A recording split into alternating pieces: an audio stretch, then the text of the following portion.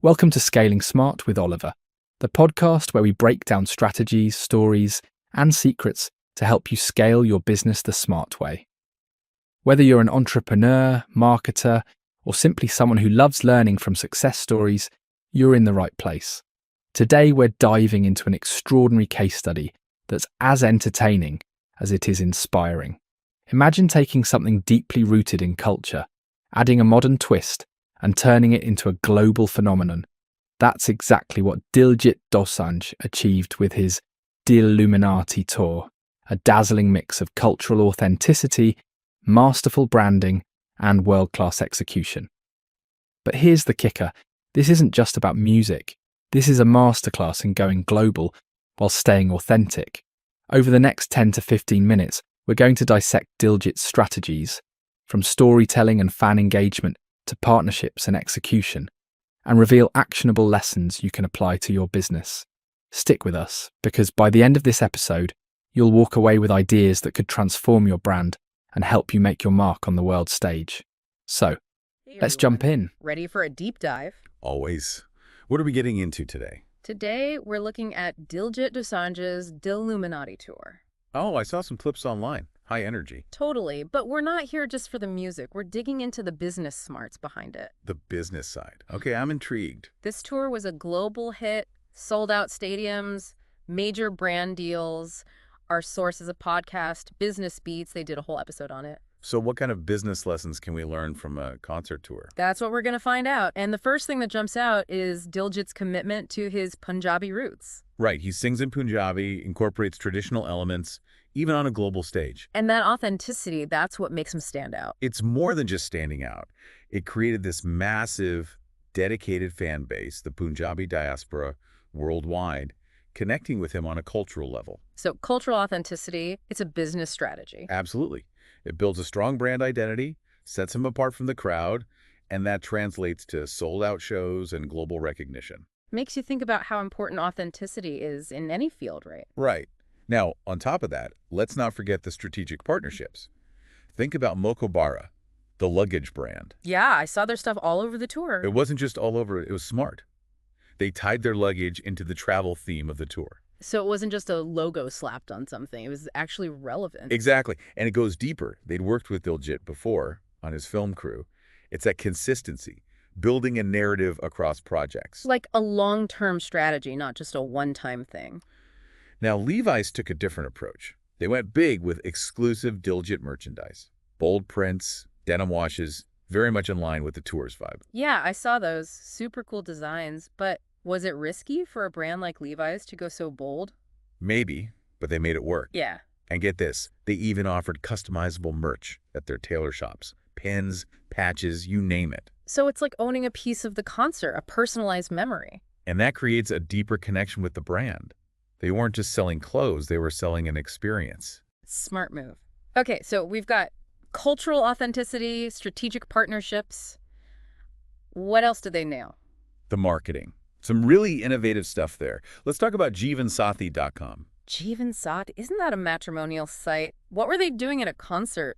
They were handing out water bottles to single people in the audience. Water bottles? Yeah, simple but effective. Mm-hmm. Think about it. Playful, a little cheeky, fits with the whole Punjabi matchmaking thing. Oh, I get it. It's like they're in on the joke, not just pushing their brand. Exactly. Yeah. Subtle, memorable, and reaches the right audience. Way more clever than just a banner ad. Now, for a completely different vibe, there's Lemon, the investment app. Investment app, what do they do? Hand out stock tips? Nope, even better.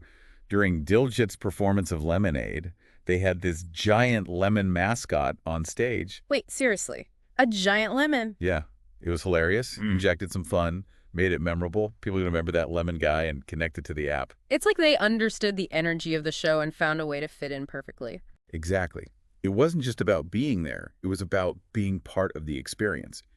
Now, behind all this, you can't forget the mastermind, Diljit's manager, Sonali Singh. The podcast really emphasized her role, right? She was involved in everything. Booking venues, coordinating travel for a massive team, finding locations with tons of Punjabi speakers. She wasn't just managing, she was strategizing every step of the way. And that's why they launched with stadium shows in Vancouver and Toronto.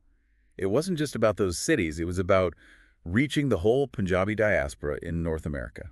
Bold move. It paid off, though. The show sold out. It all comes down to understanding your audience and catering to their expectations. So it wasn't just about Diljit's star power. It was about the whole team behind him, making sure every detail was on point. Exactly. And that's what made Dil-Luminati more than just a tour. It was a global phenomenon. You know, we were just talking about those Levi's designs and how bold they were. Yeah, it was definitely a risk for them. What if those designs had just flopped? It could have hurt their image. Absolutely. Yeah. It could have backfired big time. But that's the thing about partnerships. They have to be well thought out, right? Exactly. Both brands need to benefit. And it has to feel authentic, not just a random pairing. Like fans could see right through it if it wasn't genuine. 100%. That's what made the Dil-Luminati partnership so strong. They all felt like a natural fit. Okay, so we've talked about authenticity of partnerships, but there's got to be more to this success story. Oh, there's definitely more. Remember cross-promotional marketing. It's like a secret weapon. Cross-promotional marketing. Refresh my memory. Think of it as a symphony. Each instrument plays a part, creating a beautiful whole. Okay, I'm picturing it. So each element supports the others. Exactly. The partnerships, the marketing campaigns, even the concert itself, they all work together. So it's not just individual pieces, it's how they connect, creating this bigger impact. Right, like that Levi's merch. It's not just a shirt, it's a reminder of the concert, a way to connect with other fans. It's like extending the experience beyond the actual event. And for Levi's, it keeps their brand top of mind, associated with something cool and exciting. But there's a fine line, right? Too much, and it starts to feel forced. Absolutely, it has to be balanced. And that's what's impressive about Dil-Luminati. It never felt overwhelming. So let's talk about those stadium shows. Vancouver, Toronto, those are big venues. The huge EE. And that was a deliberate strategy. It wasn't just about those specific cities, right? Nope. It was about reaching the entire Punjabi diaspora across Canada and the U.S. Like a ripple effect, starting in those major hubs and spreading outward. Exactly. They understood their audience, their cultural connections, and knew how to tap into that.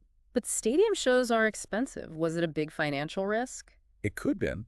But remember, Sonali Singh was managing everything. She was likely negotiating hard, getting good deals. So not just generating revenue, but also managing costs, making sure it was all profitable. Exactly. Yep. It's a balance that any business can learn from, regardless of what industry you're in. So what are the big takeaways from Sonali Singh's approach? First, meticulous planning. You got to anticipate those challenges. Be ready for anything. Right, because even a small problem could snowball in a production that big. Second, be a tough negotiator. Get those good deals with vendors, sponsors, everyone. Sounds like she was a pro at that, getting everyone on the same page and working towards the same goal. And lastly, understand your audience. Know their habits, their preferences, even their cultural nuances. Like Diljit's team did, focusing on those Punjabi communities. It wasn't just about putting on a show, it was about creating an experience that resonated with them. You got it. This deep dive really highlights that success isn't just about talent. It's about strategy, teamwork, and execution. It's like an iceberg, right? We see the performance, but there's so much happening beneath the surface. Perfect analogy. Yeah. Now let's shift gears a bit and talk about the marketing. We touched on the partnerships, but there's one that really stands out. Oh yeah, jivansathi.com, the matrimonial site. What were they doing at a concert? Giving relationship advice. They were handing out water bottles to all the single folks in the audience. Just water bottles. Simple, but clever. Think about the context. A concert full of Punjabi families, there's bound to be some matchmaking going on. Oh, I see. They tapped into that cultural understanding, a little humor, a little wink. Way more impactful than a regular ad. It got people talking. Exactly. They created a memorable moment. Now, did they mention any marketing missteps? Anything that didn't work so well? I was wondering about that too. It would be helpful to learn from their mistakes as well. Yeah, unfortunately, the podcast we're using didn't dive into that. Too bad. It would have been interesting to know if any partnerships fell through or if any campaigns just didn't connect with the audience. Agreed. But even without knowing those specifics, we can still learn a lot from their successes. For sure. It's all about authenticity, genuine connection, whether it's through those partnerships, the concert itself, everything. 100%. And building that connection with your audience, your fans, whoever they are. So, as we wrap up this part of the deep dive, what's the most important lesson we've uncovered? The power of strategic partnerships. When done right, they elevate everyone involved. It's about collaboration, finding those win-win situations, not just for brands, but for individuals too. Exactly. It's a universal principle. Now, As we move to the final part, I want to talk about something a little more emotional. Okay, I'm intrigued. What's next? We've talked strategy, but what about the heart of it all? That deep connection Diljit has with his fans. Let's explore that. All right, so we've talked strategy, partnerships, all the business stuff, but something's been bugging me. It's that. It's that connection Diljit has with his fans. It's like different. It is, isn't it? It's not just I like his music. It's deeper. The podcast mentioned how he interacts with them on social media, shares parts of his life, not just the glamorous stuff. That's huge. He's breaking down that wall between celebrity and fan, making them feel included. It's like he's being himself, flaws and all, and people connect with that. Especially younger audiences, they can spot fake a mile away. Diljit's just real. And it ties back to that cultural authenticity, right? He's proud of his roots, never hides them. Exactly. He's Punjabi through and through, and that resonates with people who share that heritage. It's like he's saying, be proud of who you are, and that's powerful. Remember how the podcast talked about his activism? Supporting those farmers' protests? Yeah, that took guts to take a stand like that. It shows he's not just about the entertainment. He cares about real issues, things his fans care about. It's like he's putting his fame to good use, standing up for what he believes in. And that builds respect. It shows integrity. It's not just words, it's actions. Makes you think, what can we learn from that? How do we build those genuine connections in our own lives? Right. Whether it's our work, our relationships, whatever. Being true to ourselves is a good start. Not being afraid to show our flaws, our passions, the things that make us unique. And stand up for what we believe in, even when it's tough. That's how we earn trust and build something real. Man, this deep dive has been eye-opening. Who knew we'd learn so much from a concert tour? It's proof that inspiration can come from anywhere, right? So as we wrap this up, what's the one big lesson we should take away from Diljit's success? I'd say never underestimate the power of authenticity. Be yourself, connect with people on a real level, and don't be afraid to make a difference. Who knows, maybe you'll create your own Dil-Luminati moment. Love that. Thanks for joining me on this deep dive, everyone. Until next time, stay curious, stay inspired, and keep those connections. Well, there you have it, my friends. The Dil-Luminati Tour wasn't just a spectacle of music. It was a symphony of strategy, authenticity, and global ambition. From cultural roots to world-class execution, Diljit Dosanjh showed us how to craft a brand that resonates across borders and generations. If you're looking to take your business to new heights, remember the lessons from today. Stay true to your core, innovate with intention, and always, always put your audience first.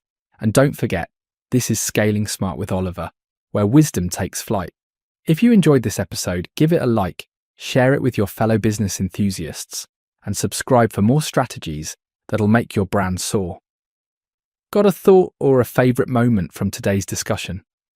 Drop it in the comments below. I'd love to hear from you. This is Oliver, your trusted owl for Scaling Smart, signing off. Keep your eyes sharp, your mind open, and your business soaring.